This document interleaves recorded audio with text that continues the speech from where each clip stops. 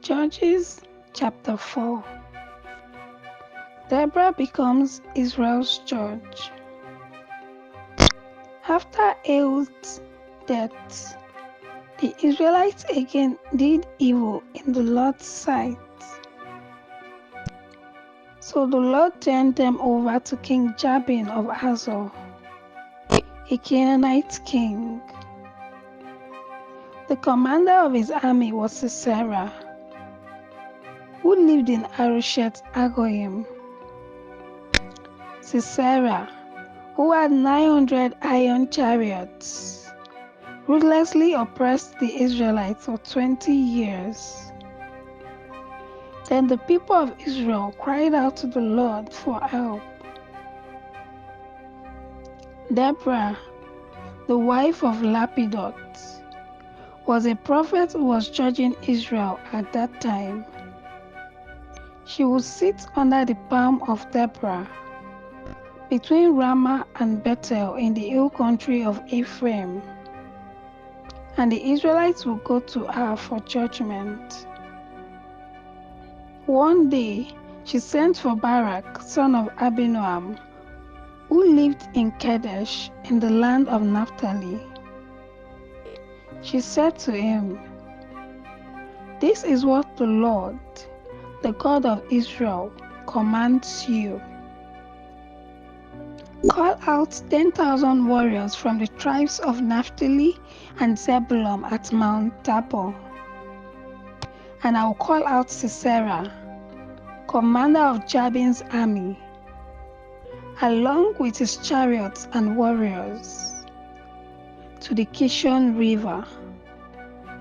There I will give you victory over him." Barak told her, "I will go, but only if you go with me." "Very well," she replied. "I will go with you, but you will receive no honor in this venture.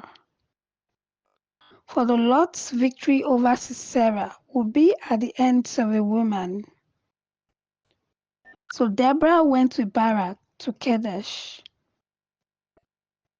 At Kadesh, Barak called together the tribes of Zebulun and Naphtali, and 10,000 warriors went up with him. Deborah also went with him.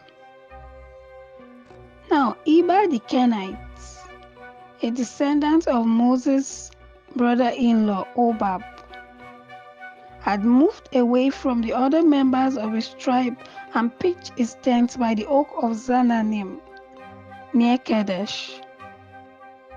When Sisera was told that Barak son of Abinoam had gone up to Mount Tabor, he called for all 900 of his iron chariots and all of his warriors, and they marched from Harosheth Hagoyim to the Kishon River.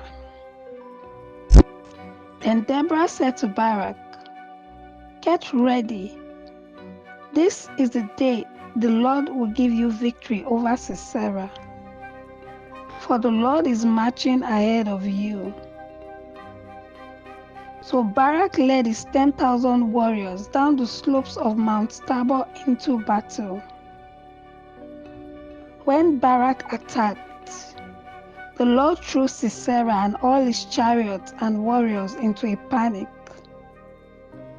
Sisera leaped down from his chariot and escaped on foot. Then Barak chased the chariots and the enemy army all the way to Harosheth Hagoyim, killing all of Sisera's warriors. Not a single one was left alive. Meanwhile, Sisera ran to the tent of Jael, the wife of Eber the Kenite, because Eber's family was on friendly terms with King Jabin of Hazor. Jael went out to meet Sisera and said to him, "Come into my tent, sir. Come in. Don't be afraid." So he went into her tent and she covered him with a blanket. "Please give me some water," he said. "I'm thirsty." So she gave him some milk from a leather bag and covered him again.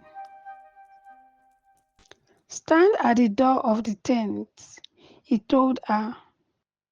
"If anybody comes and asks you if there is anyone here, say no."